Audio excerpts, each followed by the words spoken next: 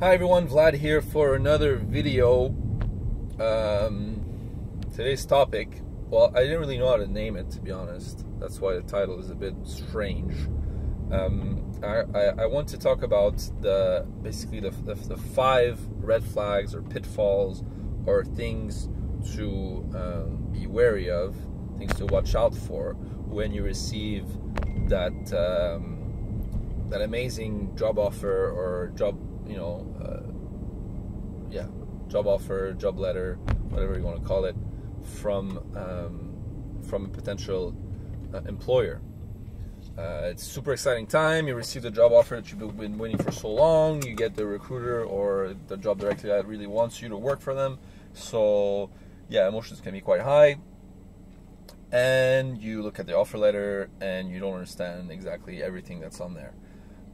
Why I decided to do this video? Well, because one of my subscribers basically sent me a message saying, "Hey Vlad, I'm from Jamaica and I got a job offer and I have some questions to ask you. It's quite urgent and I just want to make sure it's legit. I want to make sure it's not a scam, this and that." So yeah, no worries. I'll definitely help you if you send me your questions, but I decided to make this video to help out everyone out there. So I mean, number one would be your salary. You'll see when you get your job offer that your salary is broken down to different sections. So you'll have your basic salary, and then you'll have car allowance, you'll have food allowance, house allowance, and in some of the cases you have other smaller allowance. And then obviously you have your basic salary. So let's say you're making 20,000, your basic salary would be, let's say, 14, and then you want to have pretty much like 2 in these other categories. The problem with that is that some companies will actually give you a very small basic salary. So they'll give you a basic salary of 4,000 dirham, and then they'll give you in this flexible allowances 16,000. So you could say, "Oh, Vlad, it's the same thing. 20,000 at the end of the month is the same thing."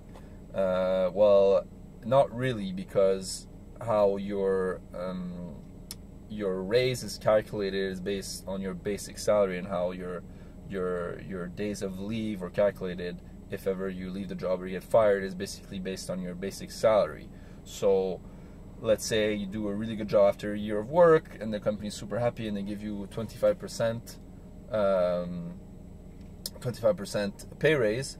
Well, the pay raise will be on the basic salary. So instead of thinking, oh, you're receiving 5,000 dirham, you're actually receiving only 1,000 dirham. So that can be quite a big bummer. Number 2 is the number of vacation days that you're entitled to. As per UAE law, you're entitled to at least 21 days of vacation.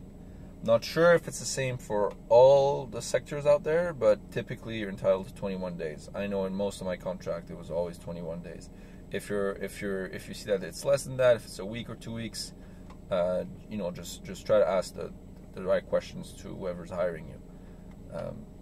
Also, it'd be a good thing for you guys also if you want to check out the UAE labor law. They've tried to make it very standardized and try to make it as as protective as possible for the employee. So yeah, that's number 2. Number 3 is that you are entitled to a ticket back home every year. There's some companies that instead of giving you a ticket back home, they'll give you like 80% of the value of the ticket in cash. Or some companies, it's 1 ticket every 2 years. That differs a bit. Obviously, try to always aim to get 1 ticket back home every year. I mean, if back home is like Lebanon for you, or if it's like Qatar, I mean, yeah, the ticket home is pretty much, it's the monetary value of that is nothing. But if your original country is Canada, or let's say, something very far, Argentina or Chile or these type of countries, then it's definitely worth it for you to fight for your ticket back home. That's number 3. Number 4, basically make sure that the terms and condition, if ever you will leave the job, they're favorable for you, or if not favorable, if they're fair, meaning that a lot of sectors, if not all of them, will put a ban on you, as in you'll not be able to work in the same industry or work the same clients for a period from 2 months up to a year. I know in the recruitment business, the same thing. I know in the event industry, the same thing. Although well, not the police, but the governing body for labor laws doesn't really enforce it. If the company really wants to be a pain, they can enforce it, and then you could be slapped with bans, you could be slapped with fines, and then you get into this whole like bullshit of paperwork, red tape, this and that, and you just don't want to be involved in that. And lastly, make sure that your if ever you're going to leave that job, that your end of service package is good, that's fair, meaning that typically if you quit a job, let's say you have a job for 2 years, if you quit a job, you'll be entitled to 7 days in monetary value based on your basic salary. I know it's a lot of information to swallow.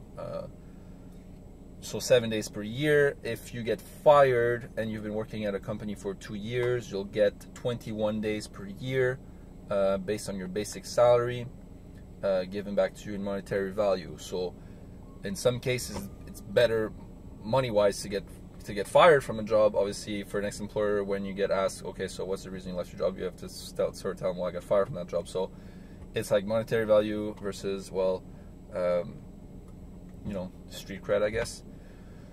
So yeah, I mean, you know, it can be a bit daunting receiving a job offer, especially from Dubai, from the UAE, because it's quite different than other places. But yeah, just take your time, read through it, make sure everything is written there. I mean, even if the company tells you, like, if you agreed with the company to have a private parking, as stupid as it sounds, and tell you, oh no, don't worry, we'll put it later in the contract, you know, just that we agree to it, but it's not in the contract. These type of things kind of raise red flags right away. So make sure everything is written, make sure everything is fair. Go to UAE labor law, you can easily find it on the internet. And ask questions. Don't hesitate to ask a lot of questions, even if it's silly questions. Yeah, hopefully this video was helpful for you guys. If you guys have pending offers, or I know a lot of people on my channel actually are seeking work in Dubai or have received work in Dubai, told me that my videos have helped them before. So hopefully I try to put out more content that helps you guys. You know, as I said, I'm no recruitment expert. I'm just speaking from experience from working here now for the past 4.5 years, 5 years. So yeah, I'm not gonna drag this video for too long. If you enjoyed this video, please leave a like button. Click the like button. Leave a comment in the comment section below if you have more questions for me. And yeah, subscribe if you're new. I'll see you guys on the next one. Peace.